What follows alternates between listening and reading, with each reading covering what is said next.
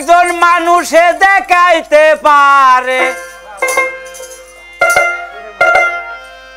একজন মানুষে দেখাইতে পারে, আবার জ্ঞানেরই নয়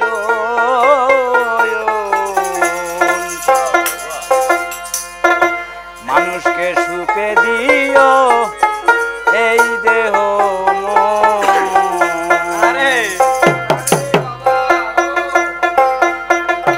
হায় হায় মানুষে দেখাইতে পারে, আরে মানুষে দেখাইতে পারে জ্ঞানেরই নয় মানুষকে সুপে দিও এই দেহ মন, আগে মানুষকে সুপে দিও এই দেহ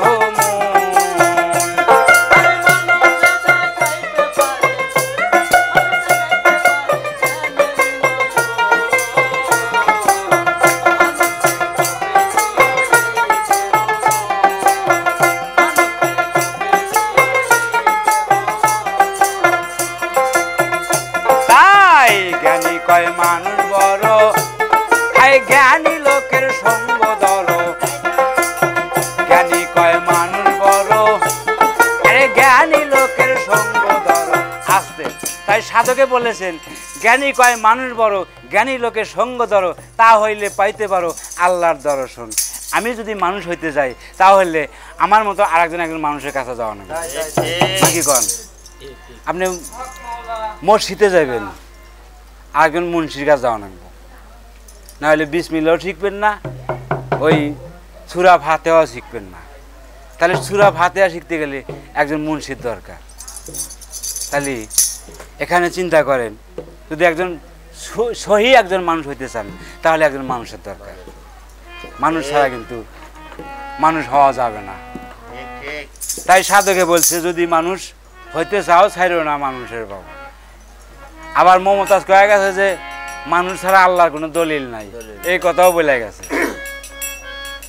তে একটা জিনিস চিন্তা করেন, আগের যুগের মানুষ বলছে, যেমন আমার যে রমজান চাচা এই বয়সের মানুষ বলে, আগের যুগের মানুষ তাদের মুখ থেকে শোনা গেছে যে সাপের মাথায় মণি হয়, ব্যাঙের মাথায় বলে মণি হয়।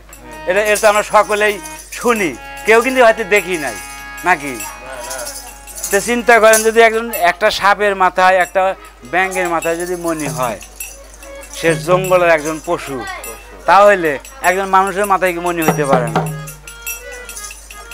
শুধু তাই নয়, আমার এই 18,000 মাখলুকাতের মধ্যে আমরা এই মানব জাতি হইলাম আমার মহান আল্লাহ তাআলার সৃষ্টি, একটা মানে সুন্দর একটা সৃষ্টি। তাহলে সাপের মাথায় মণি হয়, ব্যাঙের মাথায়ও মণি হয়, তাহলে মানুষের মাথায় কি মণি হইতে পারে না? তে আজকে আমি আপনাদের মাঝে বলতে চাই যে আমি সেই মণিওয়ালা মানুষগুলাই হয়তো আপনাদের আমি পাইছি। তো যাক, শিল্পী আরও দুইজন আছে, আমি যদি এইভাবে সারা রাত বলবেন নিয়ে যাই তো ঘুরাইবো না, তাহলে যে শিল্পী যারা দুইটা আছে ওরা কিন্তু আসতে যাবো না।